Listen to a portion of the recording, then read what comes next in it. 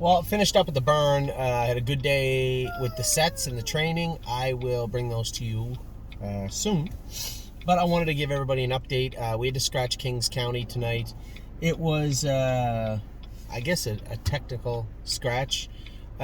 Kings County races on Lasix and Amicar in Ohio. These are both obviously very legal medications. Very legal medications in Ohio, ones that are both used widely. But Amicar is not used in Indiana, and further to that, not only is it not used, but I'll stop short of using the word banned, but I know it's not used and there's no withdrawal date on it. So virtually what they're saying is you can't have any Amicar detected in a horse racing in Indiana, which, regardless of what I think of that particular rule, it's it's Indiana's sandbox, and they will do as they see fit. So Stacy Miller, Brett's wife, had called me this morning to inform me that there was a problem. She had heard from a couple of horsemen that they did get positive. They had been giving out positive tests for detecting Amicar up to 10 days to 2 weeks. Well, he raced on Amicar his last start, so that would be 10 days ago. So obviously, no one wants to get a positive test. Nobody wants to get in trouble. Stacy called me and she said, "What do I do?" I said, "You know what to do. You have to scratch the horse." I think Indiana needed a horse for that class, and it was a split second decision. Both Brett and Stacy looked at the class and said, "Yeah, we can race him in there." And lo and behold, not as accommodating as we would hope. So I suppose he'll stay racing in Ohio for now. Too bad he didn't get to race tonight, because I would love to see him race on that bigger track. But I suppose they can go back next week if they want, which would make it in 20 days since he last received any Amicar. But that will be up to Brett, Stacy, and obviously the Indiana State Racing Commission. That is one. Two, a number of people asking me about a Mordiner and what had happened. We don't know what happened to a Mordiner. I suspect the likely culprit is he got cast in a stall at some point between the qualifier and his race. Tim never said anything.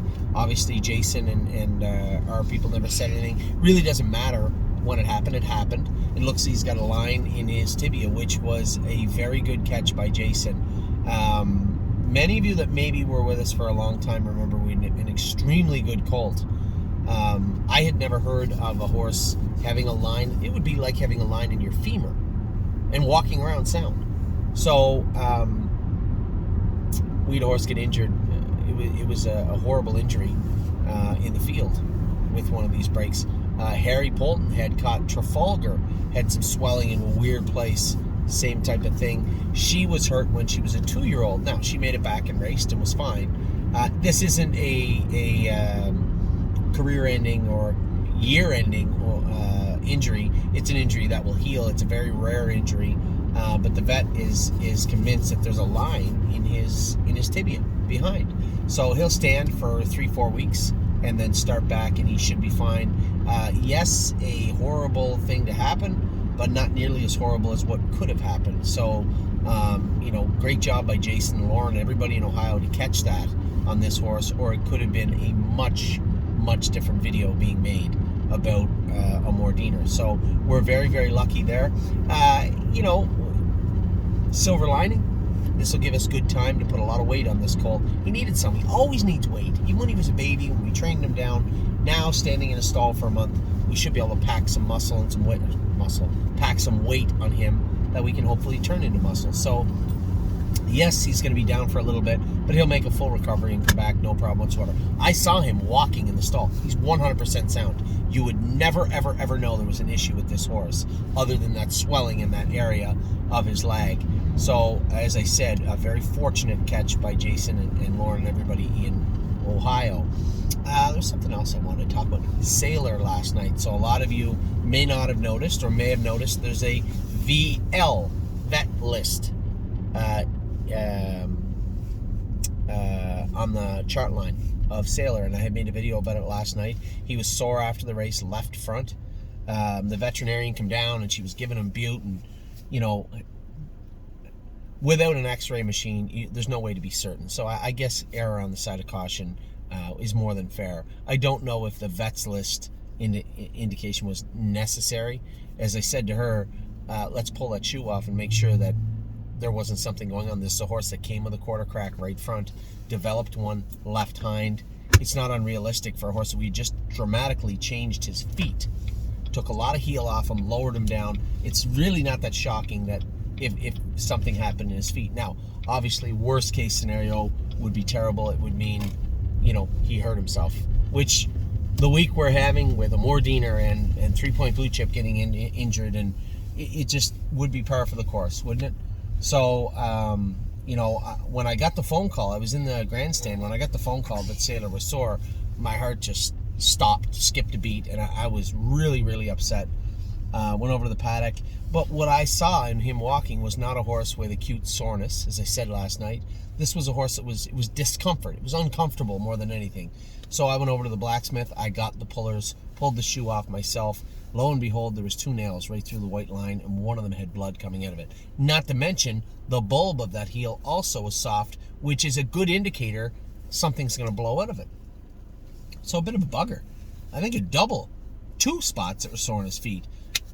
Most definitely that white line. So, for those of you who are horse people, you know, when you shoe the horse, there's a white line. If you shoe too close to that white line, they become very uncomfortable. Especially if you drive 2 nails through that white line. Yeah, really uncomfortable. The fact that he jogged all week and had and nobody had any inclination there was an issue. I warmed him up. I never would have thought there was high nails in the horse. Won the race.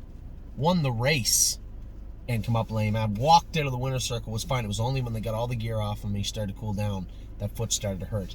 So I pulled the shoe off. As I said, there was blood in one nail hole, and the other one was very close to the white line also.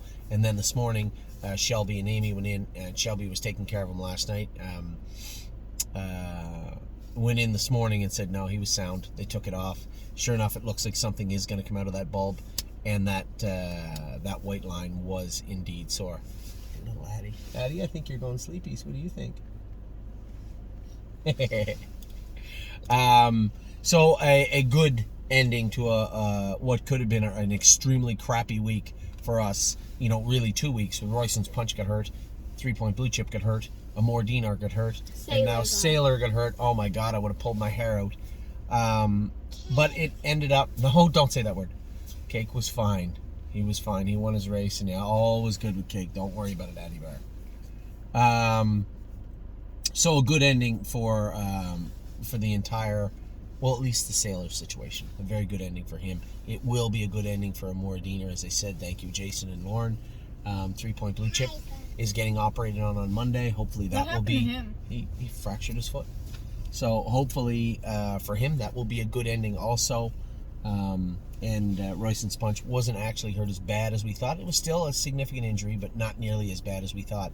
So I guess the best case of the worst case scenario all week for all our horses, and the very best case scenario for Sailor, it was a high nail. It looks like it could be a pus pocket popping out, but the good news is he's sound. So a little bit of a scare, but it worked out. It doesn't always go that way, as you know, but it did last night. So a little update on some minor injuries and some major ones, but some injuries and what we're going to do with those and how we're going to mitigate them. Time for Royston's Punch, time for 3 Point Blue Chip, and a screw put in his coffin bone, which is a miraculous piece of technology in its own right. As I said, time for Mordiner, and nothing for Sailor. He'll be fine. But we do have to ride out that vet list. I think it's probably 15 days. So with that, I will talk to you all very soon. What about Adrenaline Rush? Yeah, he's on the mend. But that's a good point. We had to do that operation on him. I had to call the university. They give me a big bill for that horse. I said, I'm not paying this. It's ridiculous. So, but Adrenaline Rush is on the mend too. He starts back probably in another 10 days, I think. He'll start back going. So I will talk to everybody very, very soon. Thank you very much for your emails, your concerns, your questions. I hope I answered them all. If there's any you have other than what I've just said, please drop me a line. I'd be happy to discuss them with you. So with that, I'll talk to you all soon. I hope you're having a good weekend. It was a great day training the babies today. I'll do a video of that in just a moment.